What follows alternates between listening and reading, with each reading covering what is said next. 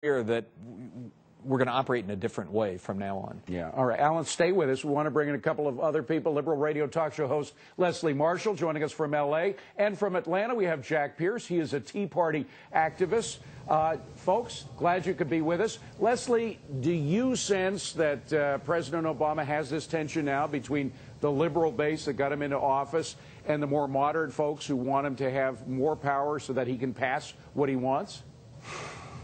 I think it is a reality that he certainly has a lot more pressure from a party that's not as unified, and I honestly think both the Democrats and Republicans are not as unified as they once were. But I have to say, I just don't see Obama as being a dirty trick kind of president. I see a man who wants to keep his promises, who wants change, who wants to work with a bipartisan group to get health care reform passed, not just to be reelected, to keep his promise, because that seems to be the type of man that is his character. Jack, did I hear a guffaw from you? Yeah, oh, come on, let's get real. Obama's got one agenda, and that's his, period. That's all he's concerned with is what he wants. If he was concerned in the least bit about what the country really wanted, we wouldn't have gotten to this point, because he would have been listening back in September when everybody marched on D.C. and ever since then speaking up and saying, you know what, we don't like this.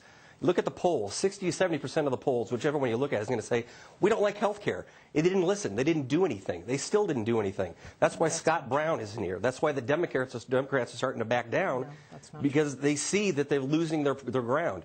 Obama is interested in doing what he wants to do. Anything that appears like he is working bipartisan is going to be for show only, just like the thing he did after the State of the Union address. It was a dog and pony show. He did a token appearance saying, I'll listen to you. For him to have an effect in the rest of his office, he's going to have to do something that's completely contrary to his very nature. You know, who knows what lurks in the heart of President Obama?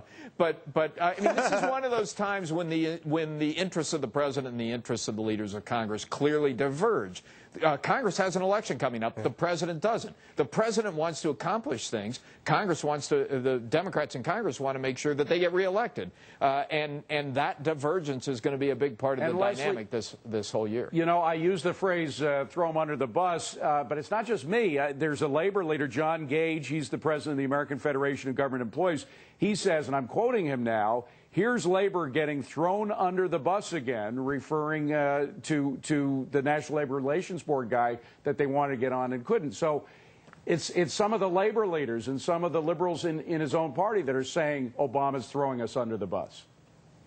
Yeah, but the president isn't. I mean, you know, this is like, I want Dionne Warwick to come on and sing Deja Vu. The one thing that I hate about my fellow Americans is we're so bloody fickle and apathetic that on Monday we want health care, on Tuesday we want it only with a public option, and on Wednesday we don't want it. Look at the polls with Iraq. We wanted to go to Iraq. A couple of months later we wanted to come home from Iraq. And that's the problem with health care reform. Wait. When you say he's doing his agenda, he's doing what he promised and what got him elected as president. Not lazy, because you look at the power of the Tea Party movement, and these are people. I didn't say lazy. I never said lazy. I said apathetic. No, she said apathetic and fickle, and they're very different. Mrs. Perry, my English teacher from high school, would beg to differ with you. Thank you very much. I don't need an English lesson from you, Leslie. But the fact is, Jack, that apathetic does not describe the Tea Party movie. It is the exact opposite. The Tea Party movie, it's a very small amount of people in America. You're right. Apathetic does not describe. In fact,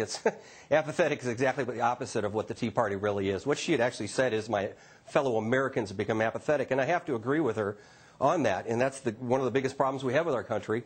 Until now, we're starting to see a change, but for the most part, we have been apathetic. We've been sitting around and letting the government run us, not getting involved and pretending like everything's fine, and being lazy, apathetic, and only learning from what we hear at CNN saying, oh, that must be right. Okay, well, that's the way I want it. That's why the poll changes from day to day to day. Alan, what we're seeing now is a result of... Go ahead, Alan. It's not about the followers. It's about the leaders. This is a question of leadership. It really was predictable a year ago. We've never accomplished major social change in this country without some degree of bipartisan support. And the day they decided to go on a straight bipartisan Alan, it was not possible to predict that Scott Brown would have won the Massachusetts race. I mean, there have been some but even without Scott Brown, David, it was predictable that a health care bill, a massive social change like health care that was passed solely on a party line vote, would not be stable. We didn't know how quickly a Scott Brown was going to come along, but we knew it would not be stable. Leslie, did you see that a year ago, that it was impossible that the health care bill would have passed?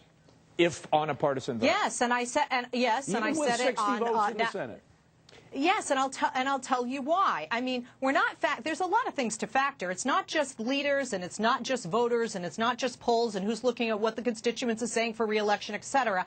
They're a lobbyist. You are talking about major reformation, a major overhaul and change that takes a lot more time than this. I've always said, and I'm a liberal Democrat, they were doing this too fast. Hold on. I understand from my producer that we have a clip of you saying that the health bill would pass.